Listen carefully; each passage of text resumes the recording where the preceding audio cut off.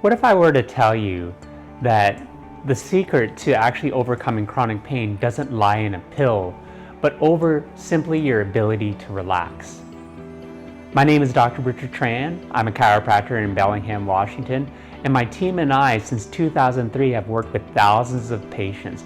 People with regular desk jobs to weekend warriors, pregnancy, as well as injuries in a car or even at work. A lot of these cases can sometimes become chronic, but what we've discovered over time is really the best intervention is prevention. Let me show you what I mean. So when you think about chronic pain, we need to understand a couple of things. We found that over time, some people hold on to these patterns, not just because of something physically, but there's also a mental component to it. So we really need to acknowledge both. I really love the martial arts, and there's a Mr. Skip Hancock, who I refer to quite a bit in these videos, where he really defines things really well. When he talks about relaxation, he talks about freeing up the body, mind, and breath of unnecessary tension.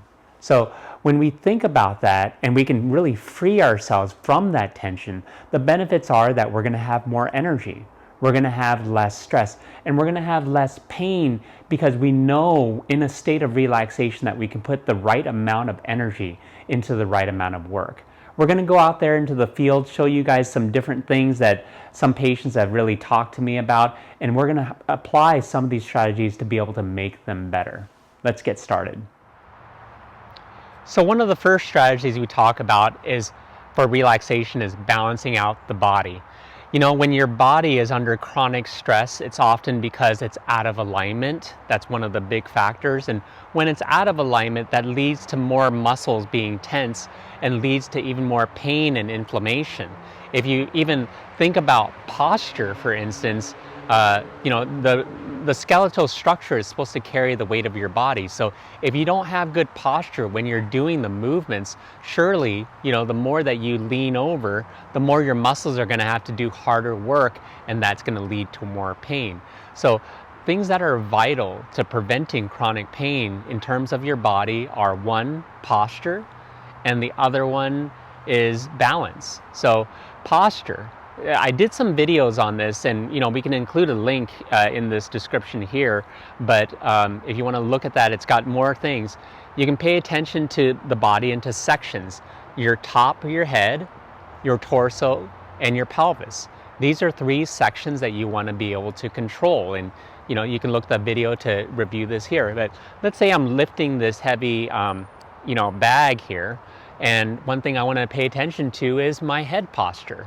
When I'm lifting it, and a lot of people lift like this, and they're putting a lot of stress on their body as they're doing this. Well, if you just focus on your head as just changing up that element, if I go like this, that definitely adds on less stress, okay? Then you pay attention to your midsection. If you have your shoulders back and your back straight, you're gonna change it up a bit, okay? You're going to get better and better as you start to review these different sections. Go ahead with the lower back, sink the butt, and just have your knees, be able to bend at your knees. So here, it's just getting better and better and easier. Then, there's the balance aspect. Well, there's going to be a aspect of having good balance by looking at your center of gravity in relation to your base, okay? We go over this in the other video, but if your body is outside of your base of support, it's going to add on more stress. So the further this bag is away from my body, it becomes much harder to be able to do. Now that may seem obvious, but if you're going to be doing this and stressing yourself, you want to have that center of gravity, your center of gravity, be closer to that base. You might want to widen this base to add on more stability, and here it is, a lot more easier to do. So pay attention to those types of things as we're going with balancing out the body. So strategy number 2 is about relaxing the mind. Now, our minds can tend to wander so many different directions. We have so many different tasks from day to day. And over time, if we stress out to that point where it's really controlling our minds and we're not taking control of them, then it really starts to play into that fight or flight mode, which eventually leads towards pain. What we need to do is be able to break that through being able to control the mind. And one of the best ways to do that is physically through doing intelligent repetitions. I had the pleasure of actually shadowing some different people that work at Costco. I helped them to decrease their injury rates. And I got to see that some of the people that actually had more pain or injuries were not the people that you would expect. You would think the people that were folding clothes over and over and over again, they wouldn't really have that much going on with them. Whereas the people that were lifting really heavy weights, like in the tire center, would. But that was the complete opposite. Because the thing is that the people that were in the tire center really knew their bodies really well, and they had trained certain activities over and over again, and they knew how to use their bodies. Whereas the people that were doing manufacturing or they were just folding clothes, they were doing these things repeatedly without a really clear awareness of the stress that it was adding to their bodies. There was this one woman that I was really admired how she would load things and then she would like shift her legs and really having her nose and toes pointing in the same direction. That intelligence and repetition is what's really necessary to have your mind being more at ease. Instead of jumping into a situation, be more like, consider yourself in training. Be able to do these things over and over and over again. And on top of that, you have to know yourself. Are you more of a challenge-based person? A person that really rises to the challenge? Because sometimes that stress can be a motivator for you versus a skill-based person who really wants to learn that type of skill over and over again. Really? When you're a skill-based person, you want to be able to do those intelligent repetitions, and that's when you're going to get more and more comfortable. But if you're challenge-based, it doesn't mean that you have to be able to go to the challenge. Be able to reframe that so you don't get bored because you're doing an activity over and over again. Try to do it where the challenge is really about learning a certain aspect of that skill.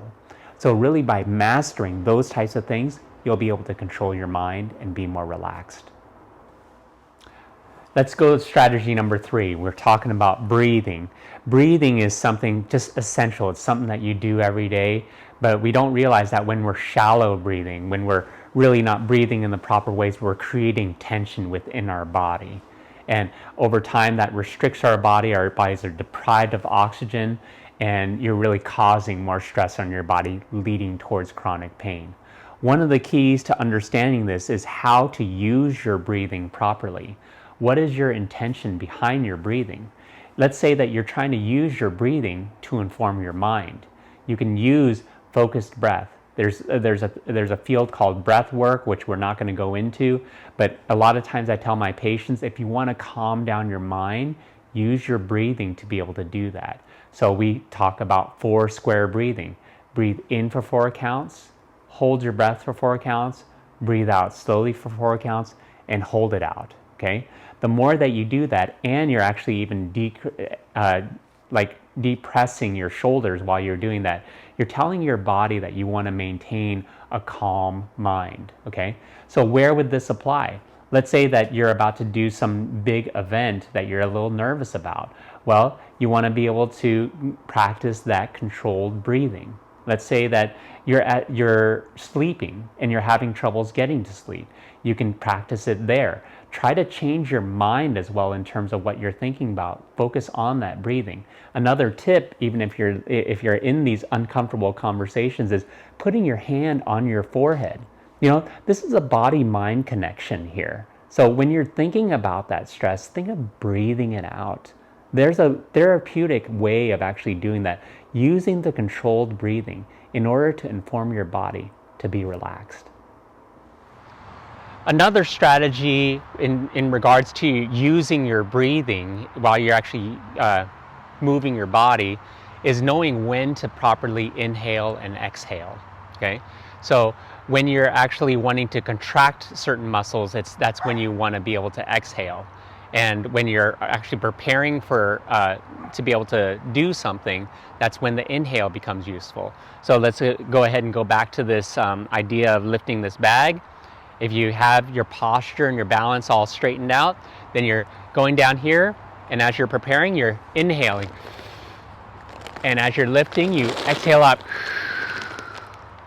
Inhale and exhale. Let's look at some different applications where this can apply. Different situation, similar concepts. Let's say that you're picking some weeds. You're going down, you're really adding on better stability. You're picking out the weeds, and if it's something that's heavy, prep yourself beforehand, get your center of gravity under, inhale, and exhale as you pull out. It's really not that big of a deal, but do that over time, you're going to prevent your injuries. A lot of patients may have chronic knee conditions. And the thing is that during the preparation of going up or downstairs, you can inhale during the preparation, and as you're exhaling, be able to descend slowly so you're not putting too much shock on your knees. So inhale and exhale, coming down. Inhale, exhale, going down. Do a smooth, controlled movement. Keep that posture straight. You'll add a lot less stress on those knees. If you're doing lots of shoveling, it's good to be able to realize that you want to put out enough exertion to be able to get the job done. So when it comes to your breath, you're inhaling here as you're prepping to go in, and then as you're exhaling, just a little bit there, you're bending down to inhale, and exhale as you're lifting up. Inhale and exhale. Inhale and exhale. A lot of those, just do that over time. You'll be able to prevent those injuries while you're doing that shoveling. So I know that I'm throwing a lot out at you, and there's a lot of different lessons to be learned from this. I don't want you to put too much pressure on yourself, because after all, this is about relaxation, okay? But there's a sequential flow to it. Remember when I was talking about posture and balance, those are ways of being able to relax the body. So pay attention to those things. Focus on one section at a time, whether it's focusing on your head, your torso, your lower back. That's important for good posture, because the skeletal structure should carry the weight of the body. Focus on balance, what types of things that you're actually doing. And whether you want stability or mobility, try to put the right amount of energy into what you're doing. Relaxing the mind, okay? We know that intelligent repetitions is what's necessary to create that effortless ease. At the same time, consider whether you're challenge-based or skill-based in order to know what's going to work best for you as an individual. Lastly, relaxing the breath.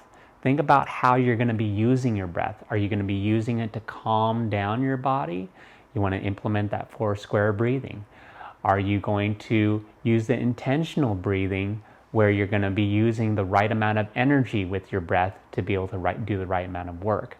Once you combine these things, it really starts to synergize together, where you're doing the right things at the right times, putting in the right amount of energy, and when that happens, chronic pain doesn't have a chance.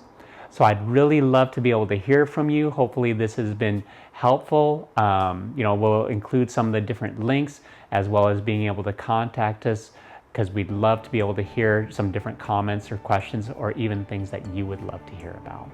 Hi everyone. If you like what you saw, please give it a thumbs up, leave a comment, feel free to share, and subscribe to our YouTube station. If you have any questions or suggestions, we appreciate it. Just email us at info@colorchiropractic.com. And if you want to know more about our practice, go to colorchiropractic.com. We are Color Chiropractic, where healing is achieved through personalized care and collaboration.